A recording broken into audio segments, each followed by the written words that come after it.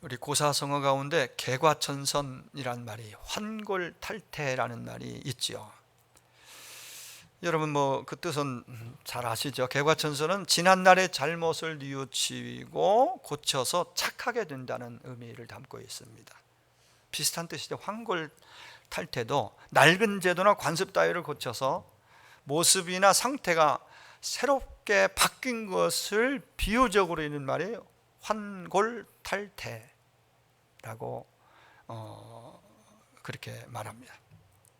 이전의 잘못을 개선하고 확 어떤 달라진 모습 된다는 그런 의미예요. 우리는 요즘 귀가 아프게 듣는 말 중에 하나가 개혁입니다. 언론개혁, 무슨 검찰개혁, 개혁 얘기 많이 나오잖아요. 구조조정 많이 들어왔고, 구조조정 지금도 많이 얘기합니다. 개혁, 구조조정 좋은 얘기예요. 그것만이 살 길이라고 강조하고 큰 소리를 칩니다, 나름대로. 그러나 잘 보면은 개혁이나 구조조정을 주장하던 그 당사자, 그 사람이 개혁이 안 되고 구조조정이 안 되는 거예요. 사람이. 여러분, 사람이 달라지기 전에는 구조를 10번, 100번 바꿔도 안 됩니다. 우리는 그걸 많이 봐왔습니다. 제도를 바꾸어도 제도 바꾼다고 문제가 결코 해결되지 않습니다. 역사적으로 보면 그 생각, 가치관이 바뀌고 이 가치관, 지향하는 그것이 우리 생각 안에 있잖아요. 이것이 안 바뀌면은 겉을 아무리 멋있게 바꾸는 것 같아도요, 결국은 도루묵이에요. 그렇습니다. 가치관이 바뀌기 전에는 안 됩니다. 구조를 바꾸고 사회 제도를 바꾸어서 문제를 해결하겠다 했던, 큰 소리 쳤던 사람이 바로 칼 마르크스라는 사람이죠. 완전히 실패했죠. 역사가 그걸 말해줍니다. 내적인 것은 내적으로, 영적인 것은 영적인 것으로만 가능합니다. 내적인 변화가 있을 때 비로소 사회도 인간도 바뀌는 거죠. 달라질 수 있는 거예요. 근본은 영적 문제입니다. 그것은 바로 하나님과의 문제입니다. 하나님과의, 인간과의 관계. 제도 이전에, 어떤 보이는 현상 이전에, 보이지 않는 하나님과 인간과의 관계 속에서 그 근본적인 것이 있습니다. 오늘 본문 말씀은 우리에게 이렇게 말합니다. 옛사람을 벗어버리고, 22절 끝부분입니다. 그리고 24절 끝부분에 새 사람을 입으라 그렇게 말합니다. 옛사람을 벗어버리고, 우리가 예수 믿고 구원받았다는 것은 새 사람이 됐다는 얘기잖아요. 새로운 피조물, 새 사람. 근데 에베소 성도를 향해서, 교회를 향해서 이 얘기하는 이유는 입으로는 예수, 나의 주, 나의 하나님하고 분명히 명찰에 그리스도인이라고 붙어 있는데 삶은 옛사람, 옛모습 그대로 크게 달라지지 않았다는 거예요. 바뀌지 않았다는 거예요.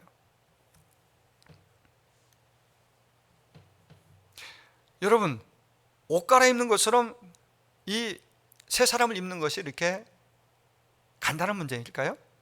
간단합니까? 옷 바꿔 입듯이 새 것으로? 그 분명히 입으라고 그랬잖아요. 벗고 입으라. 그러니까 딱 생각나는 것이, 교회 올 때 여러분 집에서 입던 편한 옷이지만 그걸 벗고 하나님 앞에 또 공동체에 나올 때는, 사람을 만나러 갈 때는 거기에 맞는 최소한의 에티켓이잖아요. 그 입고 나오죠. 바꿔 입고 나왔어요. 간단해요. 그것은 어렵지 않아요. 그러면 새 사람을 입으라는 말이 과연 그런 의미일까? 거기에 여러분 한번 퀘션을 일단 붙여놓고 오늘 말씀을 좀 잘 듣고 보았으면 좋겠습니다. 목욕을 하고 이발을 하고 새로운 신발을 신고 새로운 옷을 입으면 새 사람이 될까? 여러분, 겉사람이 아니라 속사람이 이전과 달라져야, 가치관이 바뀌어야 비로소 우리는 그 사람이 새 사람으로서의 삶을 살아갈 수 있고 내용이 나오는 거라고 볼 수 있겠습니다. 오늘 구습을 쫓는 옛사람의 상태와 특성을 6, 7가지로 오늘 본문에서 먼저 말해 줍니다. 이건 뭐 간단히 지나가겠습니다. 구습을 쫓는, 22절에 구습을 쫓는 옛사람 이걸 벗어라. 근데 그 이전에 17절부터 그 위의 내용들이 쭉 얘기하고 있어요. 구습을 쫓는 옛사람의 그 특성이, 상태가 무엇인지, 쉽게 말하면 예수 믿기 전의 상태, 모습을 그대로 담고 있다. 먼저 허망입니다. 진정한 목적이 없습니다. 단지 돈, 보이는 물질, 명예, 인기, 이게 답니다. 하나님 없으면 그렇게 할 수밖에 없어요. 구습을 쫓는 옛사람의 모습이에요. 의미가 없어요. 진정한 의미와 가치를 상실해버렸어요. 젊은이들, 초등학생들 심지어 물어보면요, 걔들이 정말 뭔가 인생의 어떤 비전 그들 바라는 것 속에 우리가 생각할 때, 야, 참 누구누구 대단하다, 답다 할 수 있는, 뭐 같다, 답다 할 정도로 우리에게 감동을 줄 만한 고백을 하는 그러한 젊은이들, 아이들이 몇이나 될까요? 단지 보이는 인기 스타가 되고 부자가 되고 성공해서 정말 이렇게 멋지게 세상 가운데 자기를 펼쳐보겠다는, 단지 거기에. 근데 그 자리에 가도 거기에는 그 의미와 가치가 인간됨의 그게 아니기 때문에 허망하다는 거예요. 허망 그랬잖아요. 그래 막 갈수록, 그 가까이 갈수록 기쁘고 좋아야 되는데 그건 잠깐이고, 허우적대는데 무엇 때문에 허우적대는지를 몰라 본인이. 그게 옛사람, 구습을 쫓던 모습의 옛사람의 우리의 상태였습니다. 두 번째는 어둠입니다. 디아노이아라는 말인데요, 지성적 결여라고 볼 수 있습니다. 본문 말씀대로 총명이 흐려진 상태입니다. 총명이 흐려졌어. 하나님을 떠나 자기 식대로 자기 마음대로 사는 사람들의 모습은 이럴 수밖에 없어요. 총명이 어두워졌어요. 판단하는 능력, 이성의 능력이 깜깜합니다. 결국은 그게 결론이 어디로 가겠어요? 어두움. 그 다음 세 번째는 무지함, 아그노이안이라는 말인데요, 도덕적 판단력을 잃어버리고 선악이 모호해진 상태. 자기가 좋아하고 자기가 유익하면은 그게 좋은 거예요. 그냥 자기의, 일단 뭐 다른 사람 공동의 어떤 그거보다도 자기, 그래서 그러면 취하고 갈수록 그런 게 강해지잖아요. 자기 좋으면 좋은 거예요. 그게 선이야. 그런 세대가 돼버렸어요.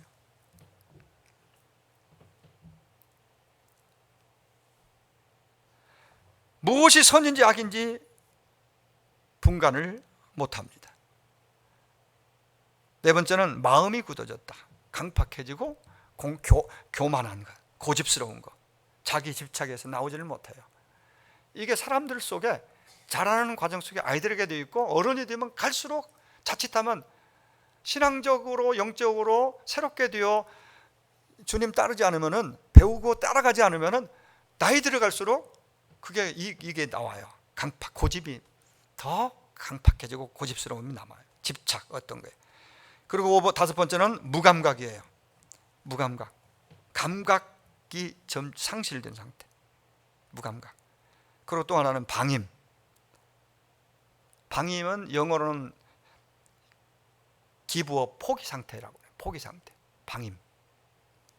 그러니까 결국은 욕심을, 19절 끝부분에 욕심으로 방임하여 모든 더러운 것을 욕심으로 행한다, 그렇게 말하잖아요. 이게 이미 오늘 에베소 2장에서 공균권세 잡은 그 사단, 어둠의 영이 그를 주장하고 있고 주관하고 있고 끌고 가기 때문에 이런 상황이 펼쳐질 수밖에 없다. 이게 바로 옛사람의 모습이에요. 우리가 부정하고 싶지만은 하나도 틀린 게 없잖아요. 예수 내 안에 오기 전에, 내가 거듭나기 전에, 새 사람으로서 새로운 피조물로 하나님의 은혜로 말미암아 그 출발하기 전에 그 이전의 내 모습이에요. 우리의 모습이에요. 그러면 과연 어떻게 해야 우리가 이 옛사람을 완전히 벗어버리고 새 사람을 입어 살 수 있을까? 새 사람을 입고 살아야 되잖아요. 그 새 사람을 입으라. 이 존 스토트라는 목사님은 많은 유익한 좋은 책들을 많이 써서 유명한 분이에요. 많은 사람들에게 은혜를 끼치는 아주 감동적인 저술가이기도 해요. 그는 이렇게 말합니다. 우리는 어떻게 그리스도처럼 살 수 있을까요? 거룩함의 길은 우리가 예수님처럼 살려고 발버둥치는 것이 아니라, 내가 발버둥쳐서 되는 것이 아니라, 제도를 바꾸고 뭐랄까 무슨 이런 게 아니라, 그리고 내 어떤 의지와 노력으로 그걸 쟁취하는 것이 아니라 성령을 통해서 우리 안에 그리스도가 오셔서 거주하고 사시는 것이다. 그분이 성령으로 우리 가운데 오셨잖아요. 예수 그리스도가 오셔서 그분이 나의 주인이 되고 나를 주장하고 주관하도록 내 입장에 그분에게 내어드리는 거예요. 나를 내어드리는 거죠. 그분이 내 안에 들어오는데 그분이 주장하시도록 주인이 바뀐 거죠. 바뀌어야 되는 거죠. 갈라디아 2장 20절 말씀처럼 바울의 고백, 이게 진짜 신앙으로 가는 거죠. 나는 죽고 예수로 사는 거. 이게 평생 우리가 내 안에 싸워야 할 싸움이게 돼. 내 입장에서는 내가 계속 내가 내 거라고 그 내 마음대로 하려는 게 있잖아요.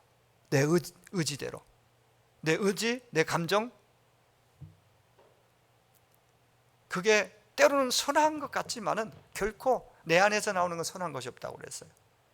그분이 내 안에서 나를 주장하고 다스리고 이끌어 가서야 새 옷을 입은 자로서 새 사람으로 사는 거예요. 그 얘기를 좀 더 구체적으로 말씀드리겠습니다.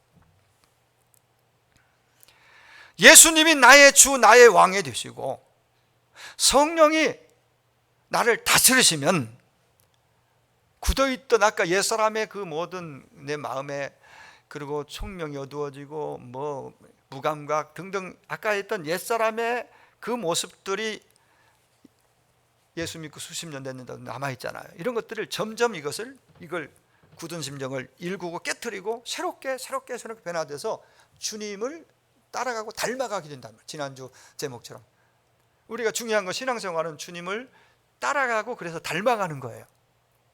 어디까지 닮아가야 되느냐? 그리스도에게까지 자라가라. 그리스도의 장성한 분량까지 가라고 그래요. 우리의 최종 목표입니다. 그걸 다르게 표현하면 성화라고 말할 수 있어요. 예수 믿고 구원받고 거기서 정지되면 안 돼요. 계속 변화, 성화가 일어나야 돼요. 그 성화가 겉 바꾼다고 되지 않고 제도를 바꿔 두는 게 아니라 내 마음에 그분이 오셔서 나를 거기서 일어나는 일이죠. 자, 구원받았습니다. 어떻게 살아야 할까요? 4장부터 그 얘기하고 있어요. 1장, 2장, 3장에서는 우리가 구원받기 위해서 하나님이 어떤 일을 하셨고 예수님이 어떤 일을 하셨고 성령이 어떤 일을 하셨느냐, 그리고 구원받은 자가 그러면 누가 구원을 받아? 어떤 사람이 받았느냐? 당신이 내가 구원받았다. 그러면 구원받은 이후에 나는 어떻게 변화, 성화, 주님을 따라가고 닮아가고 있느냐. 이게 관전 포인트예요. 4장에. 4장, 5장, 6장은 변화, 성화 반드시 있어야 한다. 예수 믿는 것으로 머무르지 말고, 믿는다는 것은 반드시 변화와 성화, 성숙, 성장을 로 가야 그게 제대로 된 거듭남의 상태고 구원받은 자의 참 모습이라는 것을 에베소서는 우리에게 강조하고 있어요. 오늘 23절 24절에 오직 심령으로 새롭게 되어서 하나님을 따라 의와 진리의 거룩함으로 지으심을 받은 새 사람을 입으라. 새 사람을 입으라. 바울을 통해서 하나님이 우리에게 명하시고 계세요. 이 말씀의 문법적 형태는 미완료 현재형으로 되어 있습니다. 원문에 미완료 현재형. 우리말은 그냥 단순하게 이렇게 번역이 됐지만은 미완료 현재형. 이 말은 새롭게 되는 것은 어느 한 시점에 완성되는 것이 아니라 미완료예요. 현재 우리가 거듭난 이후로 지금 새롭게 되는 건 계속해서 일어나야 된다는 거예요. 매일매일 매주 조금씩이라도 이렇게 새롭게 이렇게 이게 정상이라는 거예요. 현재 진행형이에요. 미완료 현재 진행형. 한순간에 되는 것이 아니라는 뜻이에요. 그것은 마치 옷을 벗고 입는 것처럼 매일 일어나는 일이라는 거예요. 한 번 옷을 입고 영원히 안 벗는 사람 없잖아요. 바꿔 입잖아요. 그래서 그 옷을 바꿔 입듯이 매일매일의 삶 속에서 새롭게 일어나야 돼요.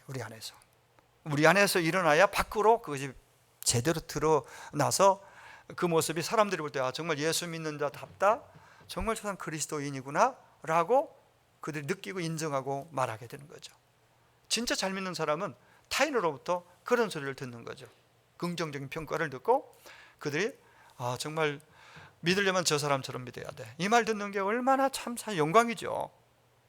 그게 간단한 얘기가 아니지 않습니까? 세상 사람들은 믿는 우리를 평가하는데 굉장히 인색합니다. 웬만치 착하게, 웬만치 잘해가지고는요 그렇게 평가해 주지 않아요.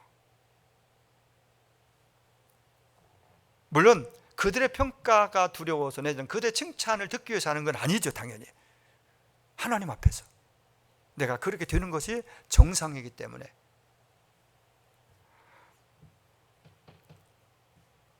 옷을 벗고 입는 것처럼 우리의 영혼은 끊임없는 과정을 통해 새로워집니다. 그리고 이 내용을 보면 수동태라고 그랬죠. 능동태가 아니라 내가 스스로 새 사람이 내가 되는 것이 아니라 새 사람을 입는 것이라고 말하잖아요. 입으라. 새 사람을 입어요. 새로워지는 것은 내가 할 일이지만은 본질적으로 내가 그 일의 주체가 아니라 누군가 도와주기 때문에 된다는 거죠. 내가 아니에요. 내가 하는 거죠.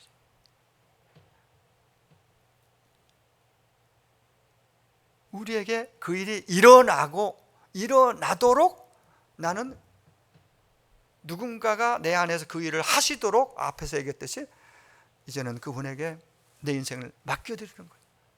내가 할 일은 그거죠. 그분의 뜻을 따라 그렇게 되어 가게 되어 있습니다. 그래 그 핵심 단어가 23절에 나와 있는 단어입니다. 다 같이 한번 합시다. 오직 심령이 새롭게 되어.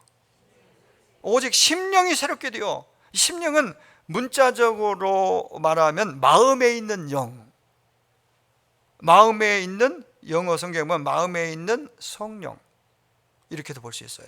그러니까 마음에 있는 영, 우리 안에 계시는 성령, 이렇게도 우리가 말할 수 있어요. 해석할 수 있어요. 우리 안에 있는 성령. 우리 마음이 새롭게 되어가 아니라 우리 마음에 계신 성령이 새롭게 하는 것이라고 우리가 이렇게 이해하시면 되겠습니다. 그것은 우리 속에 계시는 성령님을 내가 좌지우지해서 그런 뜻이 아니라 반대로 우리 안에 계시는 거주하시는 성령님이 나를 좌우지하는 거예요. 이게 정상인데 우리는 반대로 내가 필요한 때 성령님을 불러들여서 성령님이 나를 그냥 단지 돕는 자, 헬퍼로만. 나를 돕는 일은 내가 그분의 뜻과 그분의 원하시는 것을 믿음으로 반응하고, 그럴 때 그분이 나에게 그 위에 필요한 더 좋은 것들을 공급해 주시는 형태, 그게 제대로 된 신앙인데 우리는 그걸 거꾸로 생각해요. 필요한 때만 그분을 불러들여 가지고 도와주세요 좀, 도움을 구하고, 그런데도 불구하고 주님은 긍휼이 크셔서 우리가 너무 연약하고 부족함을 하시고 그런 상황에서 도와주시죠. 물론 긴급할 때는 긴급한 대로. 우리의 구원이 하나님의 은혜로 말미암아 예수님의 십자가와 부활을 통해 이루어졌다면 우리의 성화는, 우리의 새로워져는 그 모든 과정들은 하나님의 은혜로 말미암아 성령님의 역사로 되어져 갑니다. 할렐루야. 성령님의 주도적으로 그분이 하시는 거예요. 그런데 그분을 내가 함부로 대하고 무시하고 그건 무지함에서 오는 거죠. 그분에 대해 잘 모르는 거죠. 그래서 30절에는 뭐라고 나오냐면 하나님의 성령을 근심하게 하지 말아라. 그 안에서 너희가 구속의 날까지 인치심을 받았다. 이 한 절 속에 성령님의 특성을 세 가지로 거기 얘기합니다. 영원히 계신 구속의 날까지 영원히 하나님의 최후 구원이 완성될 때까지 성령은 떠나지 않고 역사하십니다. 두 번째는 그분도 인격을 가진 분이기 때문에 성령님이 근심한다고 말해요. 근심. 인격을 가지고 우리를 돌보아 주십니다. 그분이. 때로는 우리가 잘못한 길로 가면 근심하고 기도해 주십니다. 또 때로는 위로해 주십니다. 일으켜 주십니다. 이 모든 일을 성령이 하세요.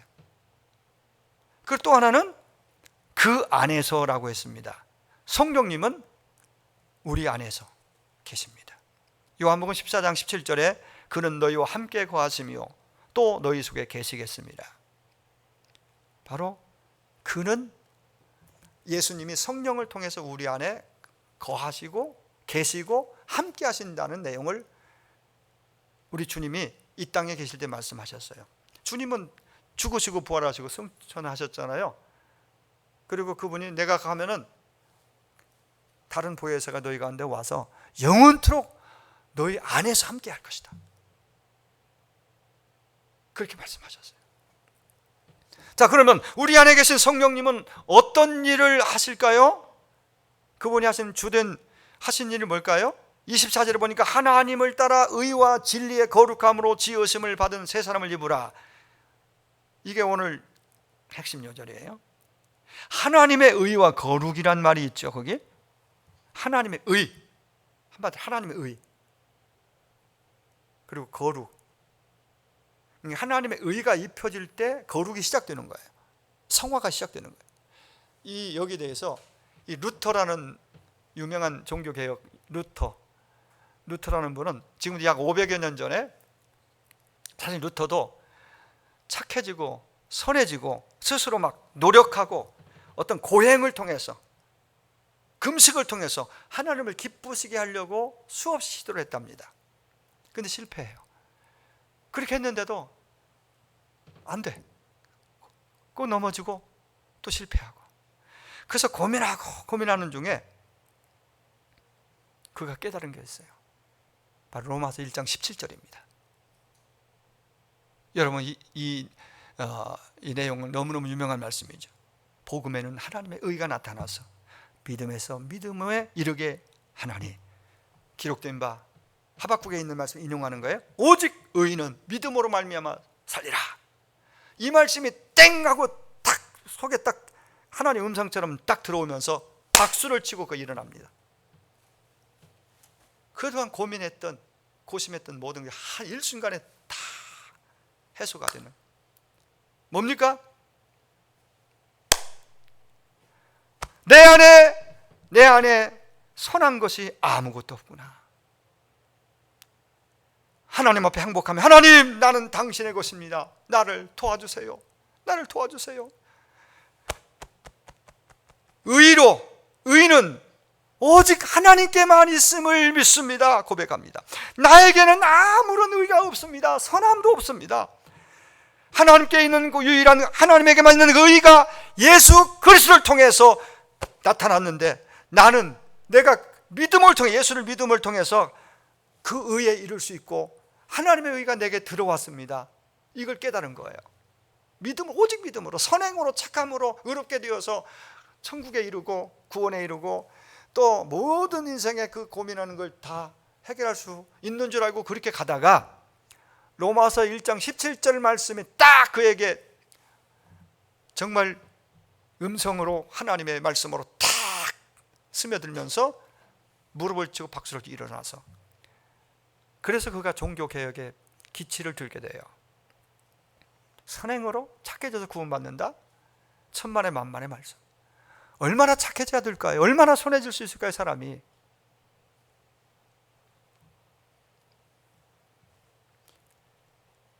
하나님에게만 있는 의가 예수 그리스도를 통해 나타났고, 우리는 예수를 믿기만 하면 그 의가 내게 딱 들어와서 그 의가 들어옴으로써 이제는 새로운 심정이 새롭게, 아까 얘기했잖아요. 내 안에 들어온 내 안에 오신 성령님이 나를 주관하도록 나는 내어드리고 그분이 나를 주관하고 이끌어 가실 때에 이제 내 인생은 달라진단 말이죠.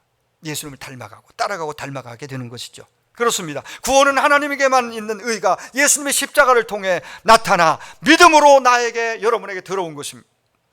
이 은혜는 유대인이나 헬라인이나 이방인이나 누구에게나 차별이 없습니다. 그래서 오늘 24절에 보면 우리는 하나님의 의와 진리의 거룩함으로 이미 지으심을 받았다고 말합니다. 이미 받았다고 말합니다. 이미. 야고보 1장 21절에 보면 우리 속에 그 의가 심겨졌다라고 말합니다. 심겨진 것입니다. 생명의 씨가 우리 속에 뿌리내린 것이지요. 이것을 구원이라고 말하는 구원. 그러면 이제 다 완료입니까? 미완료, 현재 진행형이라고 그랬죠. 지금 진행, 새롭게 되는 건 계속 진행, 새 옷 입고 미완료예요. 의롭게 되면 끝난 게 아니라 의의 옷을 입고 이제는 그렇게 살아야 돼요. 그 살도록 계속 촉구하고 나를 감동케 하고 나를 이끌어 주시는 분이 내 안에 계신 그분이라는 거예요. 새 사람을 입어라. 거룩한 하나님의 자녀가 예수 믿음으로 이미 되었습니다. 이미 구원받았습니다. 의롭다고 주님 인정해 주시는 웬 은혜인지 웬 복인지 그런 존재가 되었어요. 새로운 피조물, 새 사람. 이제 할 일이 있습니다. 그 일은 바로 우리 안에 계신 성령님이, 내 안에 오신 성령님의 일. 그분이 나를 통해, 우리로 하여금 새 사람을 입게 합니다. 여러분, 하나님의 의는 믿음으로 한 번에 임했습니다. 계속 거듭남이 필요한 건 아니잖아요. 그러나 의롭게 되는 것은 옷 입듯이 매일 이루어져야 합니다. 나 혼자 할 수 있는 것이 아니에요.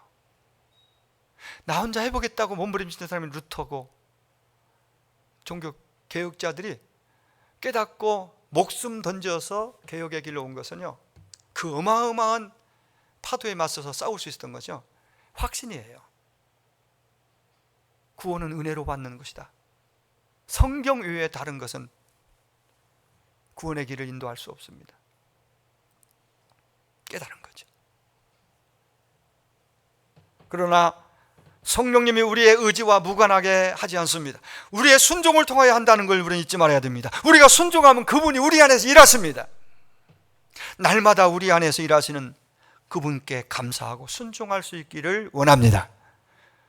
그래서 우리 안에서 우리를 도우시는 성령님의 은혜로 말미암아 우리가 날마다 새로워지는 것을 경험할 수 있게 되기를 주의 이름으로 축원합니다.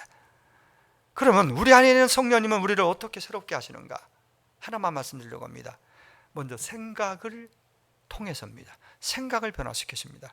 사람의 운명은 그 사람이 가진 생각에 따라 결정된다고 해도 과언이 아닙니다. 그래서 잠언 23장 7절에 대저 그 마음의 생각이었다면 그 유인도 그러한즉 그랬습니다. 이 말을 쉽게 말하면 생각이 곧 사람을 만든다, 이런 뜻이에요. 생각이 그 사람 자체라는 거예요. 그 사람이 어떠한 것은 그 생각이 어떠하기 때문이다. 한 가지 예를 들까요? 예수님의 직제자 12제자 가운데 가장 불행한, 마지막까지 돌이키지 않고 자살하고 제 길로 갔던 가룟 유다에게입니다. 요한복음 13장 2절에 보면은 마귀가 결정적으로 그를 예수님 제자에서 탈선시키고 그 과정 속에 단 한 가지를 합니다.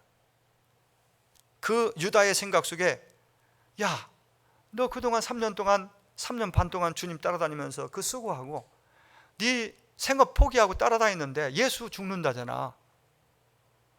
네 죽으면 너 남는 게 뭐야? 어차피 죽는 것 돈 받고 팔어. 생각을 넣었어요. 그 생각을 줬다니까요, 마귀가. 정확하게 그렇게 말합니다. 생각을 마귀가 벌써 시몬의 아들 가룟 유다의 마음에 예수를 팔려는 생각을 넣었더니, 판다는 건 그냥 돈 받고 넘겨준다는 거잖아요. 어차피 죽는 거 돈 받고 팔아먹어. 거기에 그가 노 해야 되는데 수긍하고 그대로 받아들였습니다. 불행의 시작이었고 그게 저주의 시작이었어요. 영광스러운 주님의 제자의 자리에서 생각에 마귀가 넣어준 생각 때문에 그는 패망의 길로 떨어집니다. 마귀가 간사한 것은요, 그가 우리 행동을 다 통제하지 않는다는 것. 단 생각 하나만 생각만 딱 틀어놔 버리면은 인간은 그 생각대로 가거든요. 자기 의도대로 할 수 있거든요. 우리 속에 죄를 지으라는 욕망을 딱 터치해 주면은 그걸로 인해서 인생은 무너지기 시작하는 거예요. 생각을 넣어줘요.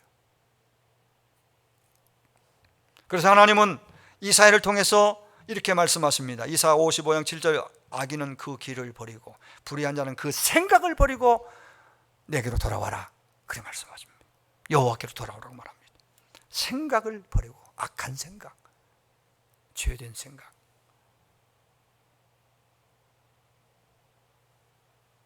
여러분, 성령이 다스리는 것은 마음의 생각입니다.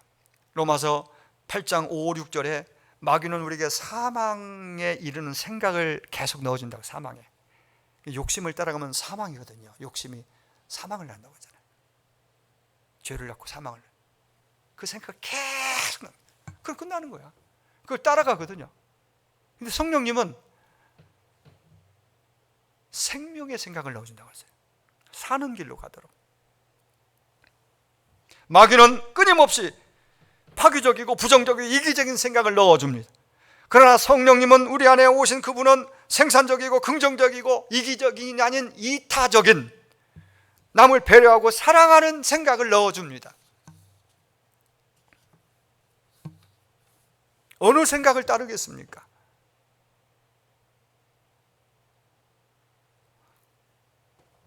그래서 우리가 늘 기도해야 할 제목이 바로 이겁니다. 성령님, 매일매일 시작하면서 무슨 일을 하든지 이렇게 기도해야 됩니다. 내 생각을 다스려 주세요. 내 마음을 지켜주세요. 내 생각을 하나님 지켜주세요. 다스려 주세요. 단순하지만 큰 제목입니다. 늘 그렇게 기도해야 됩니다. 결론입니다. 오늘 23절과 24절 다시 읽습니다. 오직 심령으로 새롭게 되어 하나님을 따라 의와 진리의 거룩함으로 지으심을 받은 새 사람을 입으라.